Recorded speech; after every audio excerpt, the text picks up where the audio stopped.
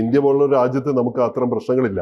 നമ്മളൊക്കെ വലിയ വിദൂരമായിട്ടുള്ള സ്ഥലങ്ങളിലേക്ക് നദികളെ തടഞ്ഞു നിർത്തി അണക്കെട്ടുകൾ കെട്ടി വിദൂരമായ സ്ഥലങ്ങളിലേക്ക് വെള്ളം കൊണ്ടുപോയി വലിയ കൃഷിയിടങ്ങൾ ഉണ്ടാക്കുന്നുണ്ട്, സമ്പൽ സമൃദ്ധി ഉണ്ടാക്കുന്നുണ്ട്. ഈ പ്രതിസന്ധികൾ ഊർജ്ജോൽപാദകരാണ് എന്നൊരു വാക്കുണ്ട്. പ്രതിസന്ധികൾ ഊർജ്ജോൽപാദകരാണ്. അണക്കെട്ടുകളെ പോലെയാണ് പ്രതിസന്ധികൾ. നമ്മൾ ഒരു പ്രതിസന്ധിയുടെ മുന്നിൽ അണ കെട്ടി നിർത്തുമ്പോൾ, ഒരു നദിക്ക് കുറുകെ അണ കെട്ടിയാൽ എന്താ സംഭവിക്കുക? വെള്ളം പൊങ്ങും, അവിടെ വെള്ളം സ്റ്റോക്ക് ചെയ്യപ്പെടും. ആ വെള്ളത്തിനെ ഊർജ്ജം ഉൽപ്പാദിപ്പിക്കാനായിട്ട് ഉപയോഗിക്കാം. ജനറേറ്ററുകളിലേക്ക് പമ്പ് ചെയ്തിട്ട് ഊർജ്ജ ഉൽപാദനമായിട്ട് മാറ്റാം. ബാക്കി വരുന്ന വെള്ളം എന്താ ചെയ്യുക?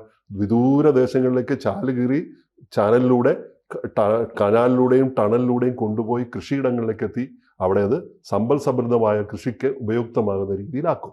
അപ്പൊ തന്നെ ഒരു പ്രതിസന്ധി വരുമ്പോൾ ആ പ്രതിസന്ധിയിൽ നിന്നും ഊർജവും ഉണ്ടാവുന്നുണ്ട്, ബൈ പ്രൊഡക്റ്റുകളും ഉണ്ടാവുന്നുണ്ട്. ഇവിടെ ഒരു പ്രതിസന്ധി എന്താണ്?